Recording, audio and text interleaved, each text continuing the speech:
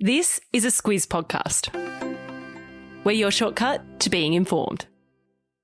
Squiz Kids! It's your daily news fix. Fun, free, fresh.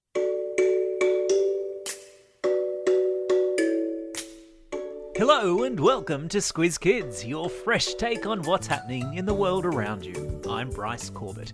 It's Wednesday, March 31. In Squiz Kids today, Easter holidays in limbo. Bye-bye La Niña. Chile's Parrot mummies and the great asteroid flyby. That's what's making news, kids style. The lowdown. That sound you hear? The holding of breath of kids all over Brisbane and parts of northern New South Wales and southeast Queensland as Easter holiday plans remain up in the air with Brizzy's growing cluster of COVID-19 cases. The local health authorities yesterday reported another 8 people had been tested and found to have had the virus, as the Greater Brisbane area ticked off the first of 3 days of lockdown. The worry now is that with school holidays officially starting in most states at the end of this week, there's going to be a flow-on effect for Easter holidays. Brisbane residents are bracing for the possibility their lockdown will be extended beyond Thursday and across the Easter long weekend, effectively cancelling the travel plans of many. And lots of people around the country who had made plans to travel to Queensland for the school holidays are now watching and waiting with their fingers poised above the cancel button. But the best configuration for everyone's fingers today is for them all to be well and truly crossed.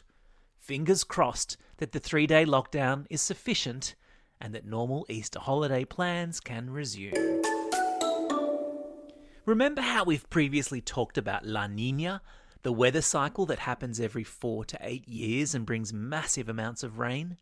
Well, we've been in the middle of a La Niña cycle since late last year, which is why we've had as much rain as we've had, including those floods we had last week.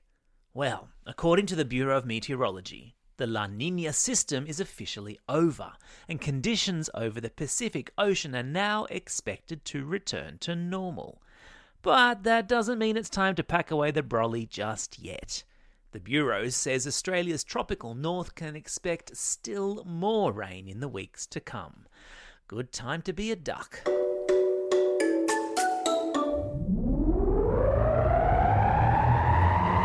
Spin the globe. Each day we give the world globe a spin and find a news story from wherever it stops.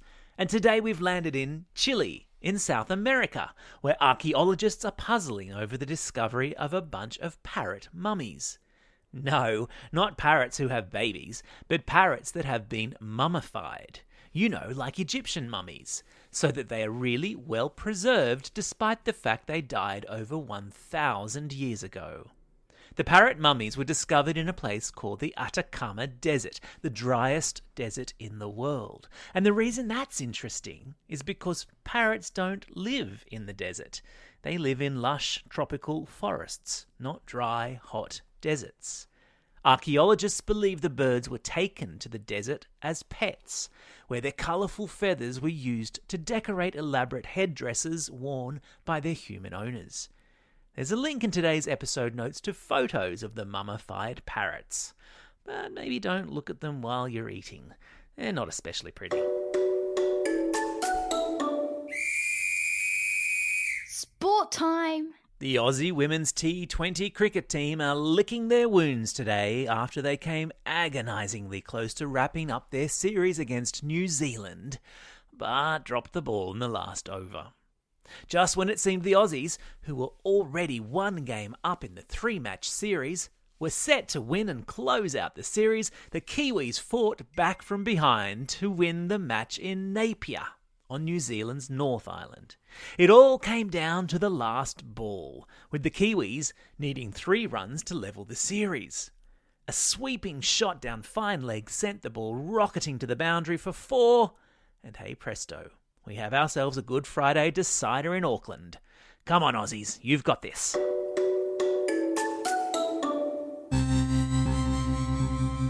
Spaced out.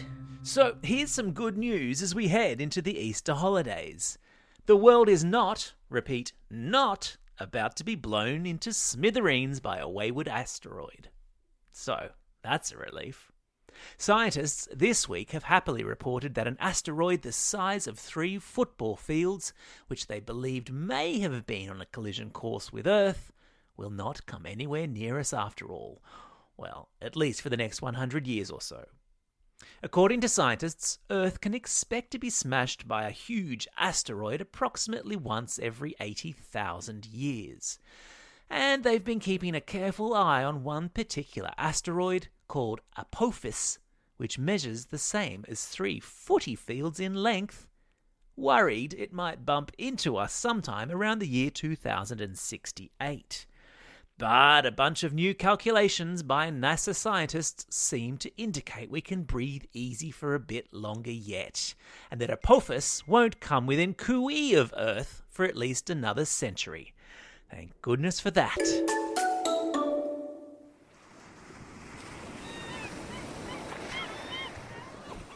Easter holiday plans might be in limbo for some of you, but what's not in any doubt is the cracking amount of awesome holiday programming we have planned to help keep you entertained while school's out.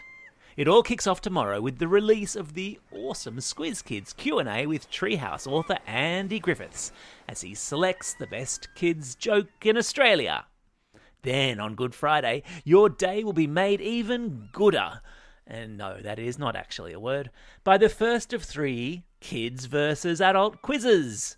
There'll be one released every Friday of the holidays, so you kids can prove, once and for all, that you're definitely smarter than the adults.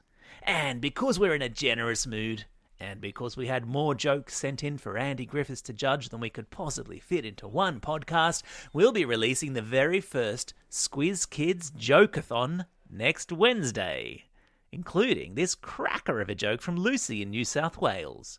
What do you get when you pour boiling hot water down a rabbit hole? Well, hot cross bunnies, of course. It's perfect Easter holiday programming for you wherever you happen to spend your break, be it at home, at your favourite holiday spot, or on a road trip. You're welcome. Time for the quiz. This is the part of the podcast where you get to test how well you've been listening. Question number 1. What's the name of the weather cycle that brings lots of rain and which forecasters say has officially ended?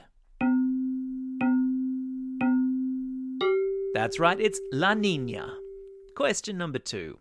In which country have archaeologists found a bunch of mummified parrots?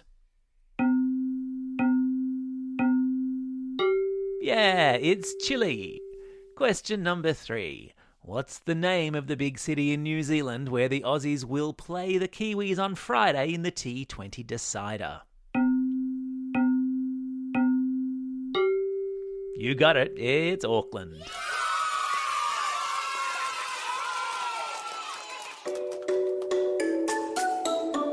Shout-outs. It's March 31. On this day in the year 1889, the Eiffel Tower was officially opened in Paris. The Iron Lady, as she's sometimes called, turns 132 years old today. It's also a special day for these Squiz Kids celebrating a birthday today. Avi from Murray, Courtney and Riley from Oran Park, Lola and Adelaide from Bowden, Cooper from Maddington, Min Min from Forest Lake, Kahu from Abbotsford, Cam from Coromandel Valley, Julia from Williamston, Amelie from Killarney Heights, Cassie from Warhope, and Sienna from Five Dock. And a belated birthday shout out to Ethan from Barara. Happy birthday one and all! And today's classroom shout-outs go to Miss Reeves' Year 2 class in Room 7 at Mount Hawthorn Primary in Perth, to Blue at Christ the King Catholic Primary School in Graceville, Ms Lloyd's 3-4L class from Bathurst Public School, Room 14 and 15 with Mrs Triffett at Stella Maris Catholic Primary School, and Class Geely from Oran Park Public School. Don't forget, if you've got a birthday coming up and you want a shout-out, or if you're after a classroom shout-out, drop us a line at squizkids@thesquiz.com.au. Well, that's all we have time for today. Thanks for listening to Squiz Kids. will be back again tomorrow. In the meantime, get out there and have a most excellent day. Over and out.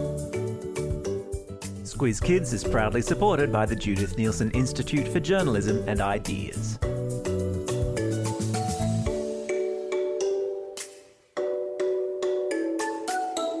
Squiz Kids! It's your daily news fix. Fun, free, fresh.